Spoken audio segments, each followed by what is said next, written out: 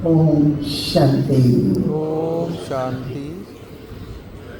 ये मेरा परम सौभाग्य है, मुझे बहुत खुशी है। मुझे याद है कुछ समय पहले 2-3 भाइयों के नाम ईमेल आया था कि अगर आप पहले आ सको, कि हम 1-2 दिन में तो पहुंच रहे हैं वहाँ, लेकिन प्रोग्राम बन जाते हैं। राखी के दिन है, यहाँ भी राखी पूरी करके निकलना होता है। सभी खुश है ना, सभी भाई खुश हैं, सभी बहुत खुश हैं, क्योंकि जो खुश हैं तो जरूर वो राजी रहते हैं, तभी खुश हैं। और संतुष्ट होते हैं तो मौज में रहते हैं। तो मैं तो संगम युग है, खुश रहे, राजी रहे, मौज में रहे। अगर ये तीनों स्थितियां हैं तो इसका मतलब सब कुछ ठीक है। पिछले इस मास का, जुलाई मास का अव्यक्त इशारे, श्रेष्ठ संकल्पों का खजाना जमा करो। बाबा आजकल संकल्पों का खजाना जमा करो, तो काफी विचार भी चलता है कि जमा कैसे होता है। तो ये पूरा मास ये चला, और अभी अगस्त मास में तो बहुत अच्छे इशारे हैं कि सहज योगी बनना है तो प्रभु प्यार में समाये रहो। अगर प्यार में लवलीन है तो सहज योगी बन सकते। बाबा ने क्या कहा, देखो मैं भी आप सभी, मेरे को 63 साल हो गए इस रूहानी यात्रा पर। मामा, हमारी सभी पूर्वज दादियों ने हर एक में कुछ ना कुछ अंश हमें छोड़ा है। आप में से कौन कौन ब्रह्मा बाबा से मिले? अच्छा, कोई तो होंगे जो ब्रह्मा बाबा से मिले। 10-12 मामा भाई है, हैं। वो तो उससे भी पहले चले गए थे। मम्मा से भी 6 मिले हैं। प्रकाश मणि दादी, प्रकाश मणि दादी से तो सभी मिले हैं। हम ज्यादा तो उन्होंने ही समर्पण करा है। कौन कौन प्रकाश मणि दादी के कहने से समर्पण हुए? आ जाओ, बैठ जाओ, यहीं रह जाओ। प्रकाश मणि दादी से मिले तो और दादियों से तो मिले ही होंगे। तो इसलिए जैसे उन सभी ने, एक एक दादी ने अपने व्यक्तित्व, अपने जीवन के उदाहरण से हम सब में अंश छोड़ा है। तो मैं यही कहती हूँ कि जो हम, एक तो पूर्वज हैं जो एडवांस पार्टी वाले हैं, लेकिन हम लोग भी एक तरह से बुजुर्ग हो जाते हैं, पूर्वज हो जाते हैं। तो जैसे आज मैं यहाँ पर हूँ, तो क्योंकि मैं ब्रह्मा बाबा के पास 11-12 साल के करीब रही, साथ नहीं रही लेकिन थी, तो मुझे हमेशा जो भी कुछ निर्णय करना होता है, या कभी मुझे और हिम्मत की ज़रूरत है, या कैसे बाबा ने इतने चैलेंजेस आए, पार्टीशन हुआ, बैगरी पार्ट हुआ, इतने, तो ये सब ब्रह्मा बाबा ने पार किया। तो स्थिति क्या रही बाबा की, तो वो मैं हमेशा अपने सामने रखती हूँ कि जितनी भी परिस्थितियाँ आती हैं उसमें ब्रह्मा बाप एक उदाहरण है।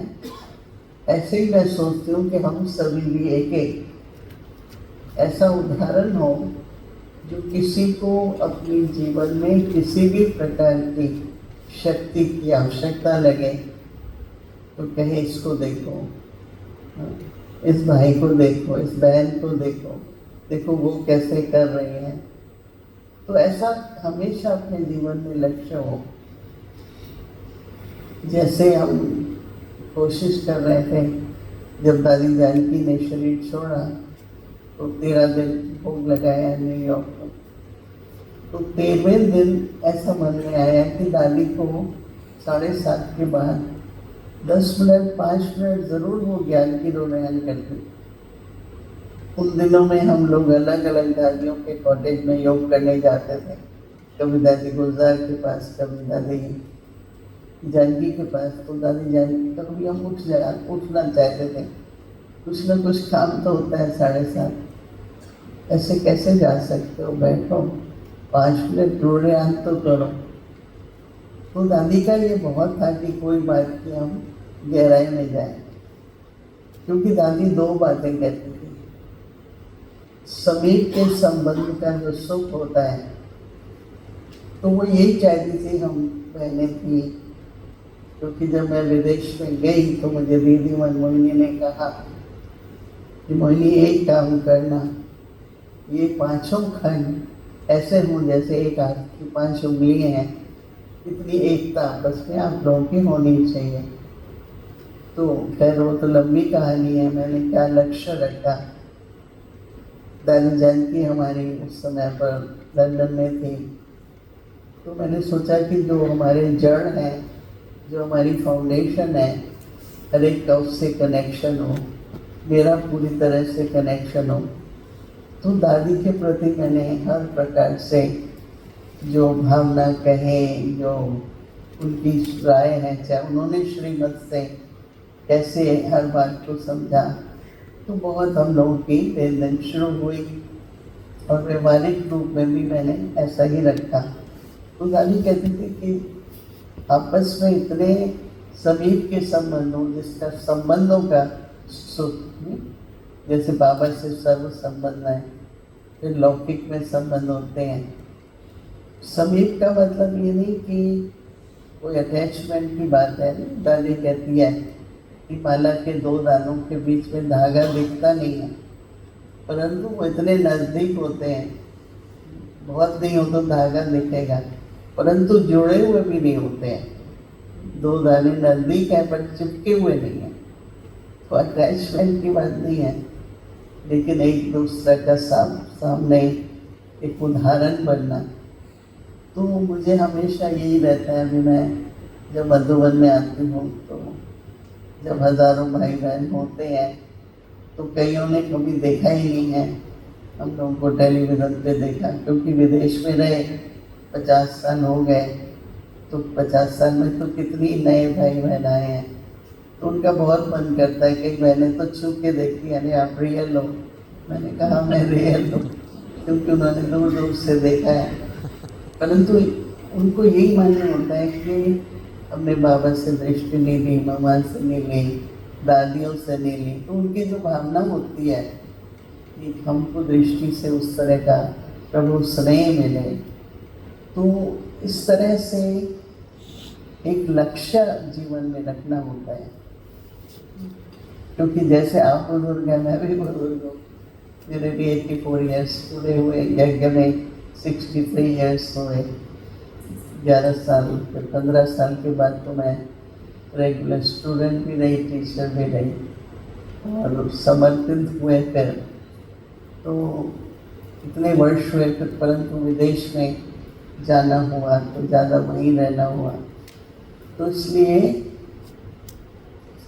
भूमि बहन लिख के दे रही है कि आपको 68 ईयर हुए, 63 नहीं, तो 68 ईयर याद नहीं रहता है ऐसे।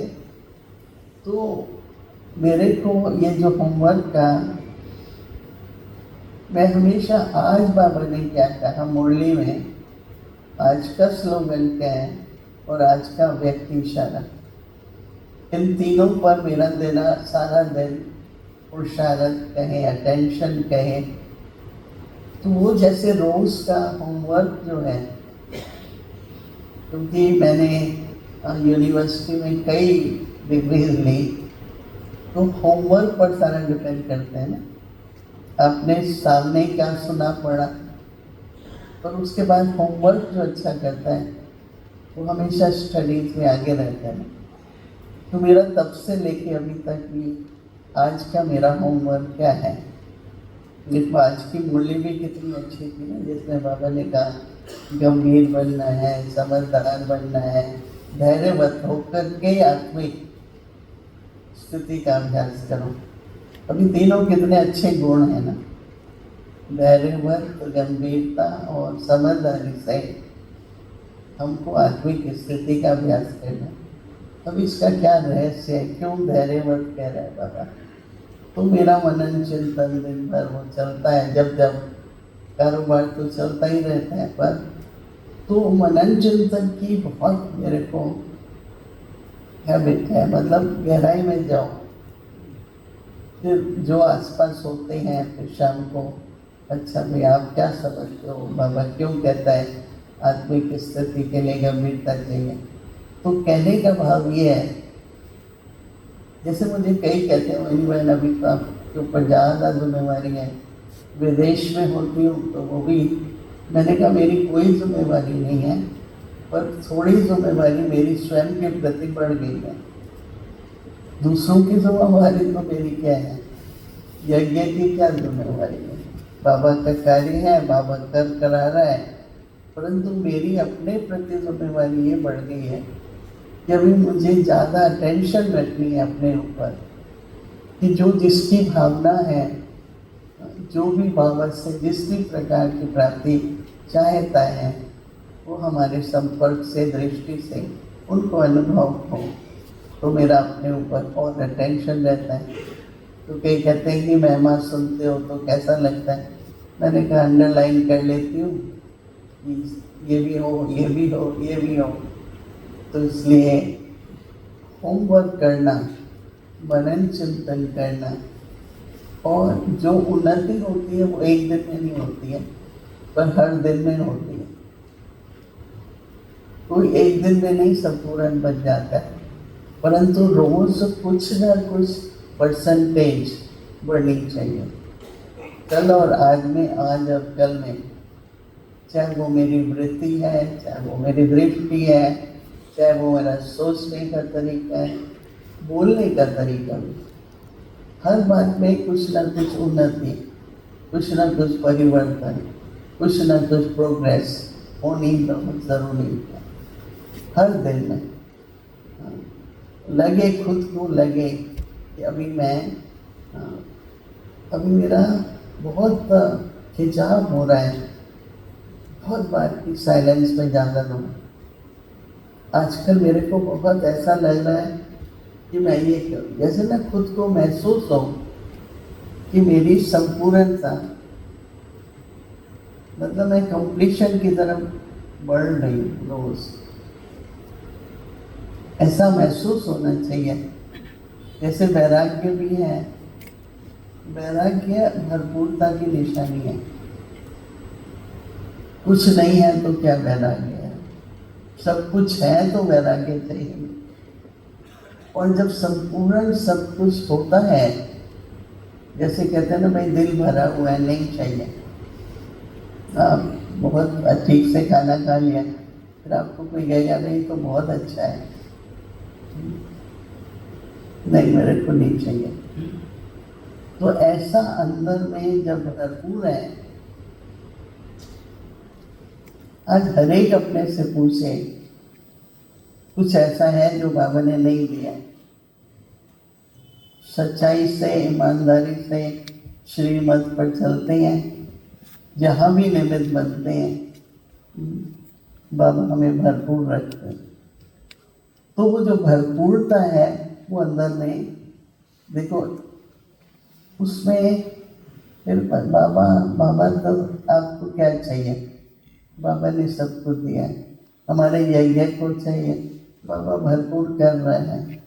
तो ये जो वैराग्य है, ये छोड़ने की बात नहीं है, ये अंदर में बड़ी सूक्ष्म है।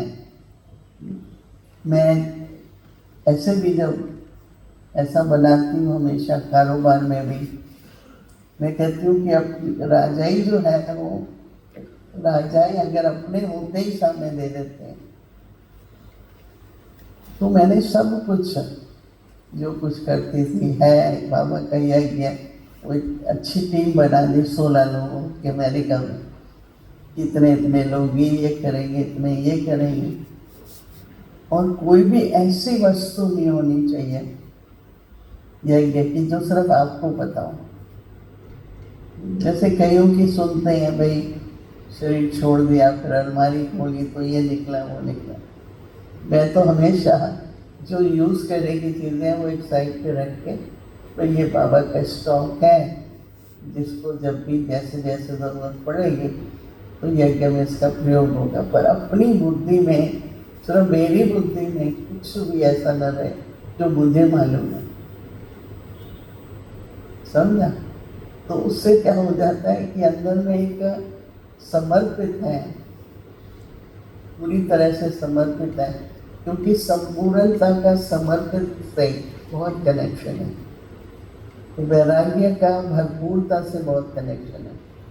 वो बहुत रॉयल लगते हैं, जो भरपूर होते हैं ना, उनको न कोई संकल्प कुछ चाहिए, न कहीं वृत्ति जाती है, कुछ भी नहीं है, भरपूर है ना, तो वैराग्य नेचुरल रहता है। मैं वैराग्य को ऐसा नहीं मानती हूँ जैसे ब्रह्मा बाबा ने भाई छोड़ छाड़ दिया, नहीं, बाबा ने कहा सफल कैसे हो। छोड़ना तो बहुत आसान है, वैराग्य आ गया छोड़ दिया, नहीं, हम छोड़ते कुछ नहीं है। मेरे को एक दो कई बहनें कहती हैं मैं तो बहुत डिटैच हूँ पैसों से। मैंने कहा नहीं, पैसों से डिटैच नहीं हो सकते, यज्ञ चलाना है, लेकिन ट्रस्टी है,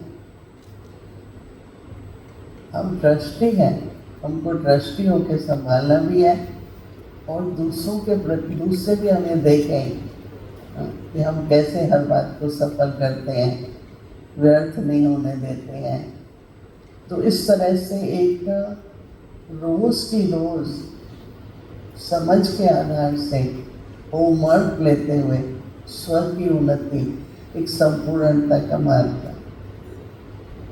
और अंदर में पता लगता है कि आजकल क्यों उपराम क्यों रहने लगे हैं, छोटी मोटी बातों में मैं अपना संकल्प समय क्यों व्यर्थ करूँ। रियलाइजेशन बढ़ती जाती है और कोशिश यही करते हैं कि अपना समय संकल्प सब पूरी तरह से सफल हो। तो एक तो ये बात कि मैं एक ऐसा, हर बात में एक ऐसा एग्जाम्पल रहूं। जैसे हमने दादी प्रकाश मणि से पूछा, दादी आप नंबर 1 कैसे बनी? कहती मैं फनी करती हूँ ना, मैं क्लास में आके बैठती हूँ तो ये थोड़ी देखती हूँ कितने बैठे हैं, कई तो आते हैं जल्दी देखते हैं, हम तो खाली वापस चले जाते हैं, और कई सोचते हैं मैं बैठूं तो और भी आके बैठेंगे। सोचने का ही फर्क है ना, मैं बैठूं तो कोई देखेगा, कोई एक तो बैठा है चलो मैं भी बैठूं, पर मैं कहूँ कोई है ही नहीं तो मैं भी वापस चले जाऊँ। तो दादी प्रकाश मणि हमेशा ये कहती थी कि मुझे करना है तो मैं नंबर 1 ले लेती हूँ, तो यहाँ नंबर 1 लेती हूँ तो मेरा नंबर 1 बन जाता है। तो ये नहीं कि वो आशा दीदी को हम किसी को कॉपी करते हैं, परंतु हमारे पास एक लक्ष्य है। लक्ष्य यही है कि जैसे बाबा ने कल परसों भोग लगाया, बोला दाने तो सब तैयार है, लेकिन अब परोने का माला में जब टाइम आता है तो वहाँ बाबा को सोचना होता है। दाने तो सब है और अमूल्य है, सब तैयार है, परंतु जब माला में उसको पिरोना है तो माला में पिरोने लायक मैं दाना बनूं, तो उसमें बहुत क्वालिफिकेशन चाहिए। अभी तो नहीं लेंगे इस बात को, लेकिन तो मेरा कहने का भाव आप सभी के प्रति यही है कि संपूर्णता की इस मार्ग पर थोड़ा सा ही दूर पहुंचने ही वाले हम सब, अभी नहीं तो कब पहुंचेंगे। तो हम अगर पहुंचने ही वाले हैं तो हमारा जो देखो अगर 70% है, 80 है, हो सकता है 90 कुछ कि हर एक अपने को मार्क्स दो कि कितनी संपूर्णता तक पहुँचे।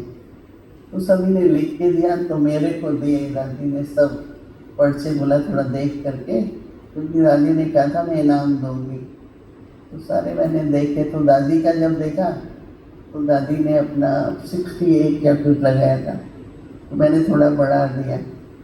तो मैंने दादी को कहा, तो कई मेरे पास आए, बोला मुझे फिर से लिखने दो, मैंने ज़रा ज़्यादा लिख दिया था, कोई आए बोला थोड़ा कम ले लिया, बोला खुद को खुद मार्क्स दो और देखो कि मेरी संपूर्णता की क्या परसेंटेज है। तो मैंने कहा दादी आपकी तो 90 है, उससे भी ज़्यादा है, आपने कम क्यों दी? बोला मैं कुछ कुछ बातें सोच रही थी। तो कहने का मतलब कि इस समय आवश्यकता है कि खुद को हम मार्क्स दें।